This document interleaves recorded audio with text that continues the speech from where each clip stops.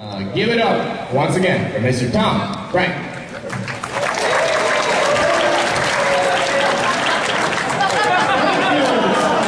The game ended!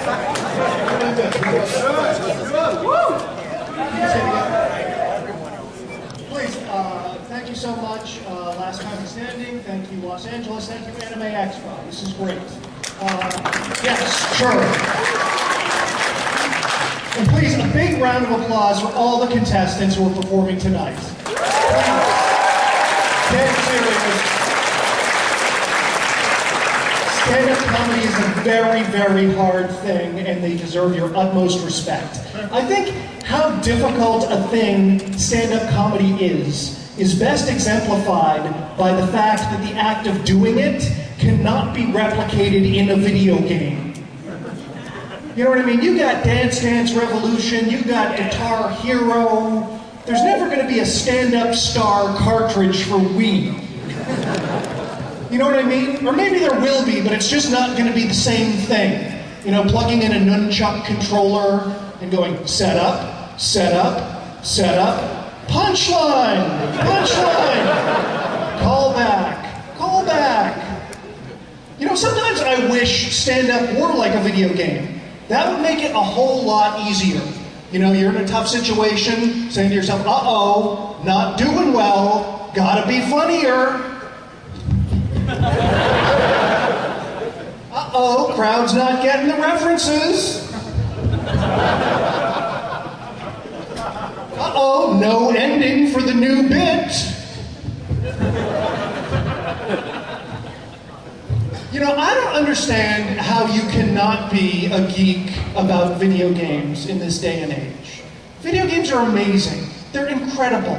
It's remarkable to me just how far this technology has come in such a relatively short period of time. You know what I mean? It's like if you went back in time to like the 70s, when all they had was Pong and Space Invaders, and you showed the people then the video games of today, they would be more impressed with these games than with the time machine that brought you back.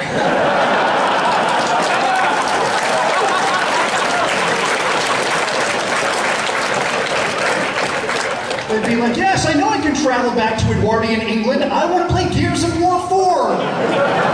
That's the superior technology, you jive turkey. Oh, you get it, because it's the 70s. What's with the horns that keep going off? I hear those, and yeah, I feel like the Ewoks are going to start celebrating.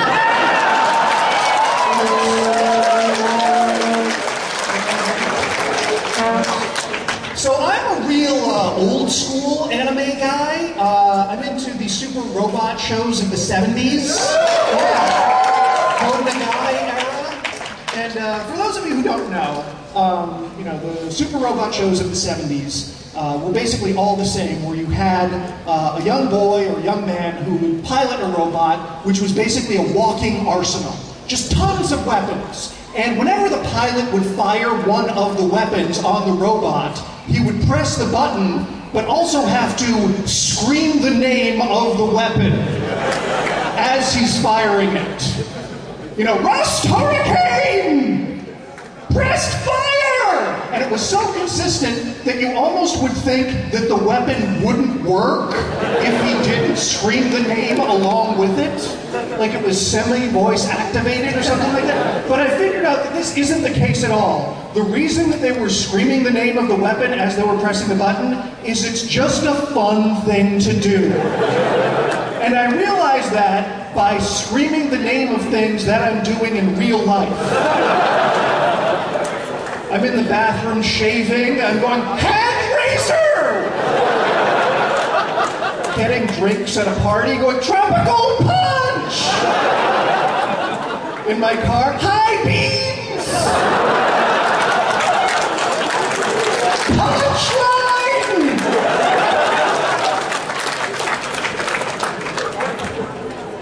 I actually collect Japanese toy robots. I collect a very famous line called Jumbo Machinders. And there was one I was looking for 13 years. And I went to Japan 7 times to find it. And finally one came up on auction on Yahoo Japan 4 years ago. And I did win it for $15,500. And, you know, I tell that to people, and it surprises a lot of them because I'm a comedian.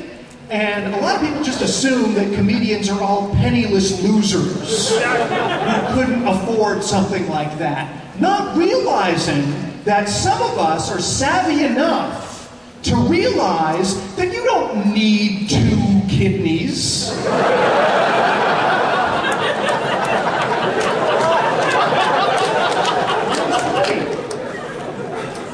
So I'm also really into monster movies. You know, from the 50s and 60s. I just love this stuff. Yes. And I'll tell you, I've noticed a fundamental difference between American monster movies and Japanese monster movies. In an American monster movie, you'll get a character like a credible, respectable fighter pilot. Okay, and he'll discover a monster, and no matter how much evidence he brings back to the base with him, no one ever believes him. You know, he's got photographs, skin samples, plaster foot casts. And everyone's going, yeah, monster, right, sure. Japanese monster movie, 4-year-old kid calls up the emperor saying he's seen Gamera. They immediately send out the National Guard, no questions asked. There's just instant acceptance on the, a monster, you say. Send out the wind-up tanks and the maser cannons immediately. Because there's no boy who cried wolf in Japan. You know, so being a big geek, I, of course, blog on the internet. And the thing is, whatever I'm blogging about, other geeks out there in the World Wide Web always feel that they must disagree with whatever I'm saying. Because that's what geeks do. They self-righteously say, you're wrong, and only I have the one true opinion of power. The only one.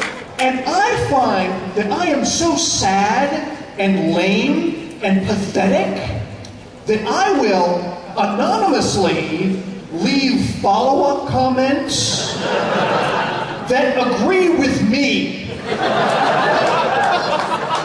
I'm typing in, hey, sorry, Darth Voltron, but Tom's right about this one. Batmite could beat Orko in a fight. So, just have to chime in unbiasedly. So, I'll end with this. I am married, and thank you. And I'll tell you, whenever you're with the same partner for an extended period of time, the sex definitely becomes less exciting. And the way that people say to spice things up in the bedroom is through role-playing. And, you know, I'm sorry, I've always thought that role-playing is stupid.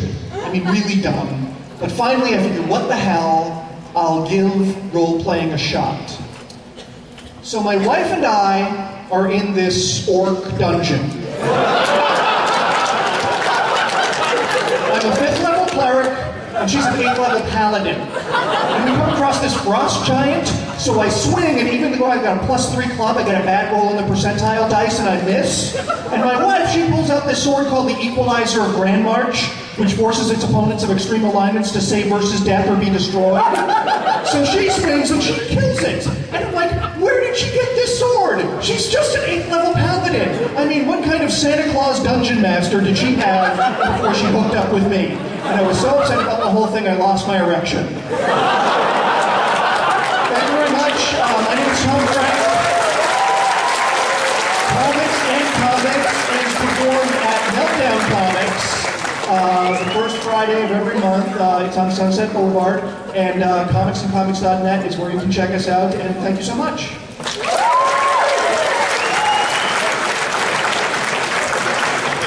Give it up for Tom.